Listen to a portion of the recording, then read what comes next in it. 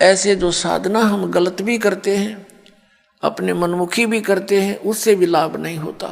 तो संत के वचन में शक्ति होती है और उस शक्ति से ही वो शब्द आपके अंदर काम करता है। जैसे जो औषधि होती है इंजेक्शन के माध्यम से शरीर में प्रवेश कर दी जाती है तो वह काम करेगी, और बगैर सिरंज के वह अंदर नहीं जा सकती।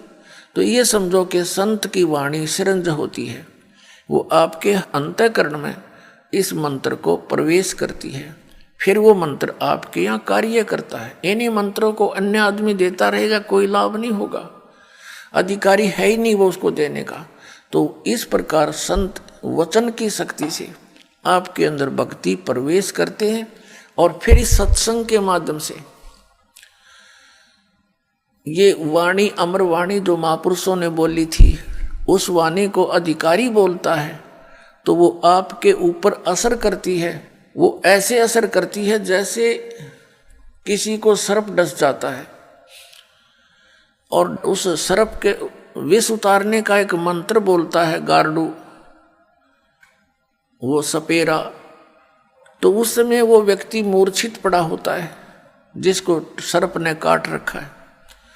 उसको पता ही नहीं ये बोलने वाला क्या वाणी बोल रहा है, और उसको बार बार उच्चारण करने से कुछ समय के बाद उसमें हलचल होती है, विष उतर जाता है,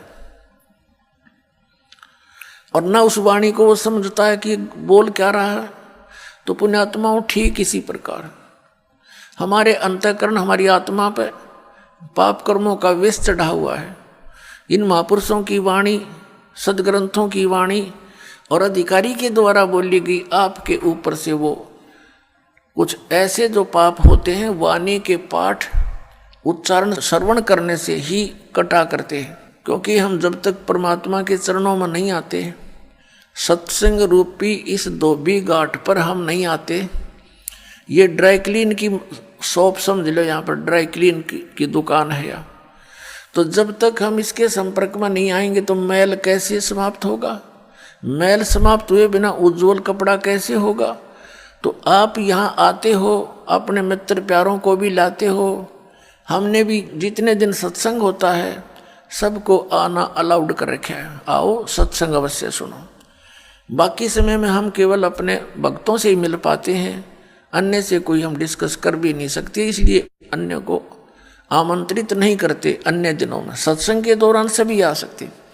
तो कोई मित्र, कोई रिश्तेदार, रिलेटिव किसी के साथ आता है तो चाहे वो किसी उसकी शर्म से भी आ गया, प्रार्थना से आ गया, किसी कामवश आ गया, तो यहाँ सुनेगा। वो चाहे अनचाहा बैठा रहे, उसके ऊपर भी उस गारुड़ के मंत्र की तरह असर हो रहा है, और एक दिन ऐसा आएगा कि उसको भूख लगेगी उस परमात्मा की वाणी की, और फिर वो ऐसा आएगा कि लोग नो कहेंगे इसका भी पता नहीं कि मंत्र मार दिया।